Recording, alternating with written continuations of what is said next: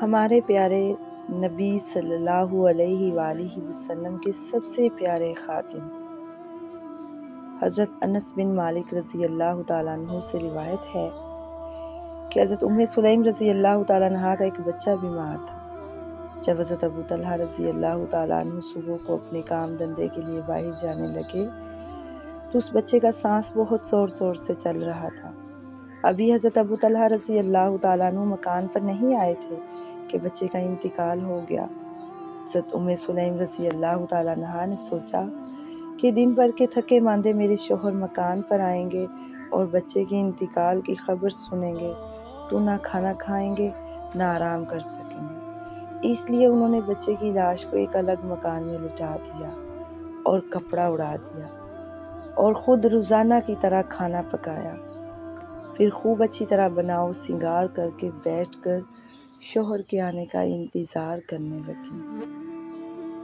جب حضرت ابو طلحہ رضی اللہ تعالیٰ عنہ رات کو گھر میں آئے تو پوچھا کہ بچے کا کیا حال ہے، تو سلیم رضی اللہ تعالیٰ عنہ نے کہہ دیا کہ اب اس کا سانس ٹھہر گیا ہے۔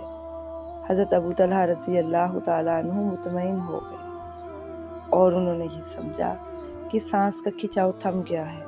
پھر فوراً ہی کھانا سامنے آ گیا اور انہوں نے شکم سیر ہو کر کھانا کھایا۔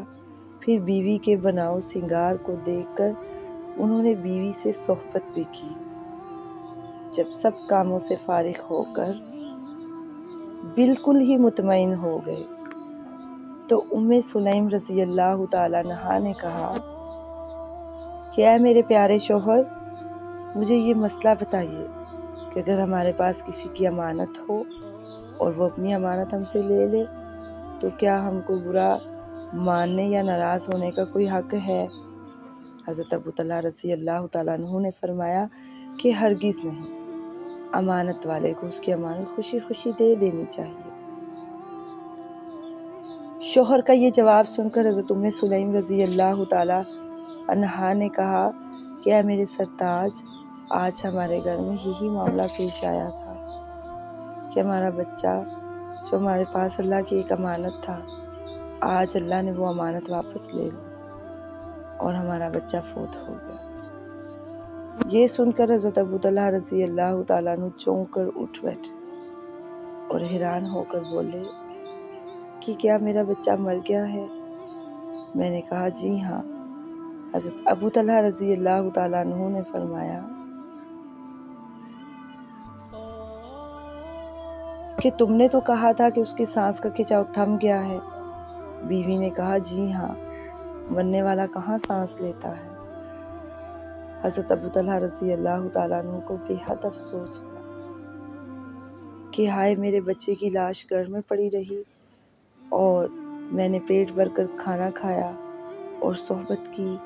بیوی نے اپنا خیال ظاہر کر دیا کہ آپ دن بھر کے تھکے ہوئے گھر آئے تھے، میں نے فوراً ہی اگر بچے کی موت کا حال کہہ دیتی تو آپ رنج و غم میں ڈوب جاتے، تو نہ کھانا کھاتے نہ آرام کرتے، اس لیے میں نے اس خبر کو چھپایا۔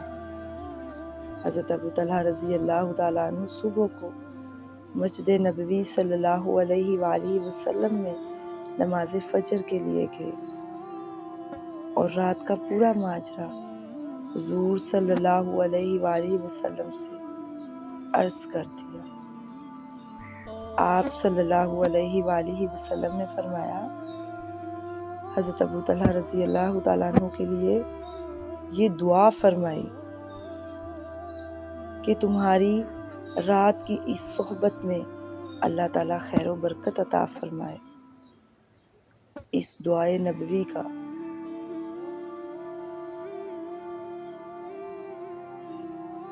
یہ اثر ہوا کہ اسی رات میں حضرت سلیم رضی اللہ تعالیٰ عنہ کے ہاں حمل ٹھہر گیا اور ایک بچہ پیدا ہوا جس کا نام عبداللہ رکھا گیا،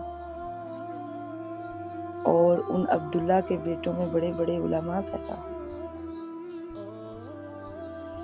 ایک دوسری حدیث میں ہے، صبر غم کے اول حصے میں ہوتا ہے اور وہی باعث اجر ہوتا ہے، اللہ تعالی ہم سب کو اس حدیث پر عمل کی توفیق عطا فرمائے۔